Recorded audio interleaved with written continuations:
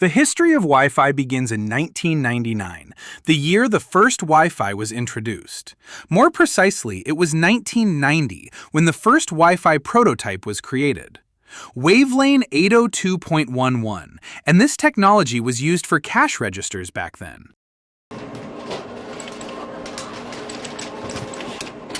.11 is Wi-Fi 0, but I'll tell you more about that. Wi-Fi 1 marks the birth of wireless internet. The story begins in 1999. At that time, the first mass-market Wi-Fi standard, 802.11b, now called Wi-Fi 1, emerged. The 802 designation, which you often see in specifications for each generation of Wi-Fi, is a numbering system from the organization that develops network protocols. 802 is a family of networking standards. 802.3 is wired, 802.11 is Wi-Fi, and 802.15 is Bluetooth and other personal area networks. The letters after 802.11 represent different versions of Wi-Fi. To make things easier for people, they simply named them Wi-Fi 1, 2, 3, and so on, instead of the hard-to-remember letters. Let's get back to Wi-Fi 1.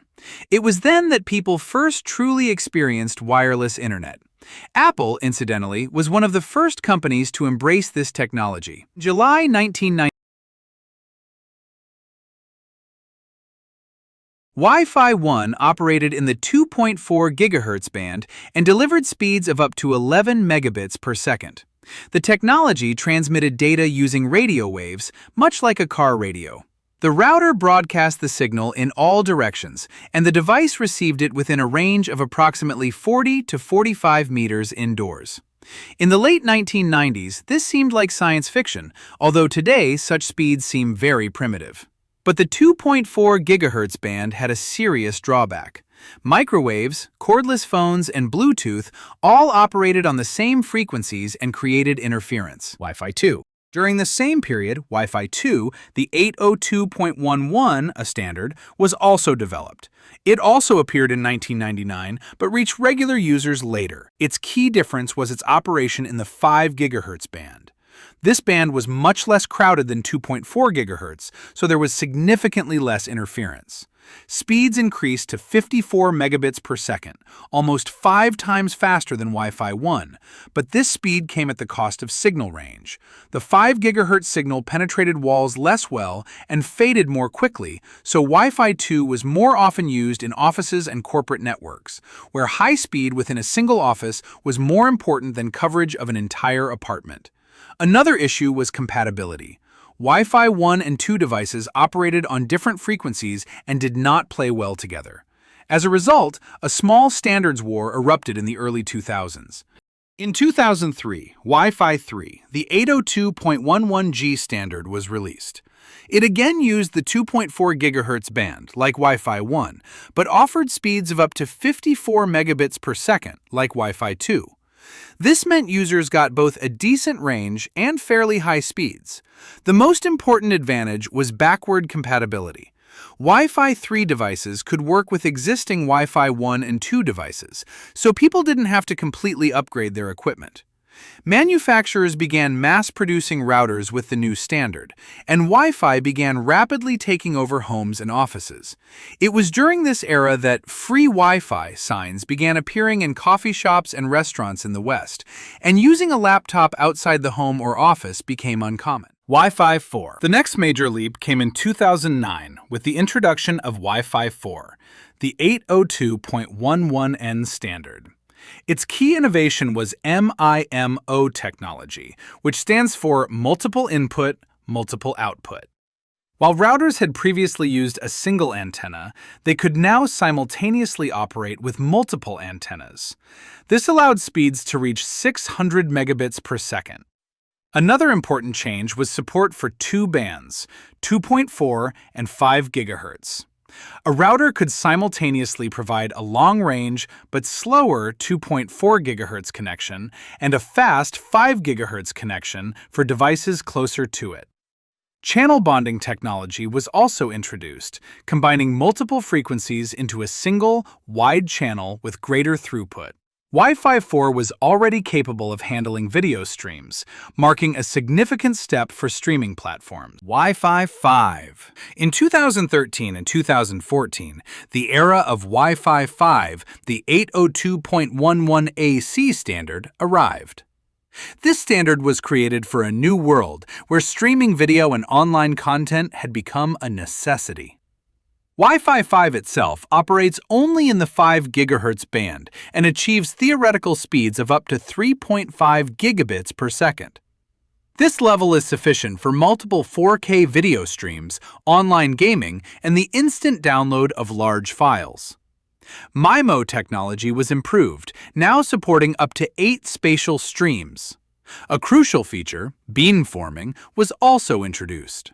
While previously the signal was distributed uniformly in all directions, the router could now direct the beam directly to a specific device. This improved connection stability and speed.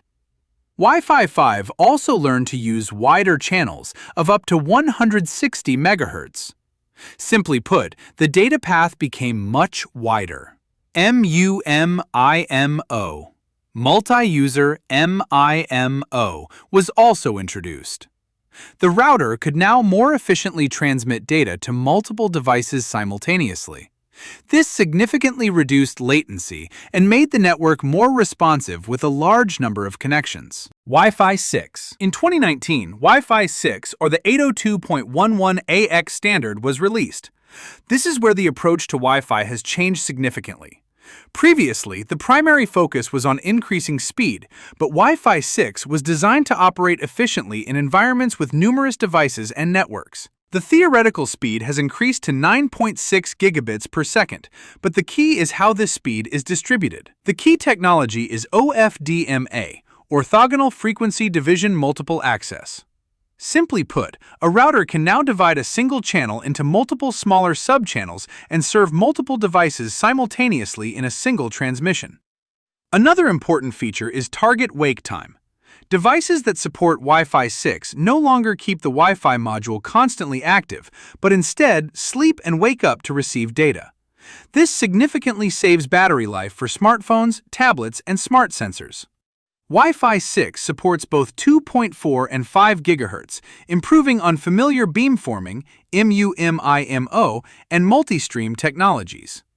This standard is ideal for modern apartments and homes with dozens of devices connected to the network: laptops, consoles, cameras, light bulbs, and even refrigerators. Wi-Fi 6E. A couple of years later, in 2021, Wi-Fi 6E appears. The letter E stands for extended. Essentially, it's the same Wi-Fi 6, but with access to the new 6 GHz band. This band has only recently been opened up for general use and is virtually free of interference. The 2.4 and 5 GHz bands are at this point heavily congested. Devices and access points are fighting for the same airwaves. 6 GHz is like a new empty highway on which there is almost no traffic yet. Wi-Fi 6E retains all the efficiency of Wi-Fi 6, but with more channel space and faster speeds. Wi-Fi 7. Finally, we move on to Wi-Fi 7, the 802.11be standard. The first routers and devices supporting it began appearing in 2024. The theoretical maximum speed of Wi-Fi 7 reaches approximately 46 gigabits per second.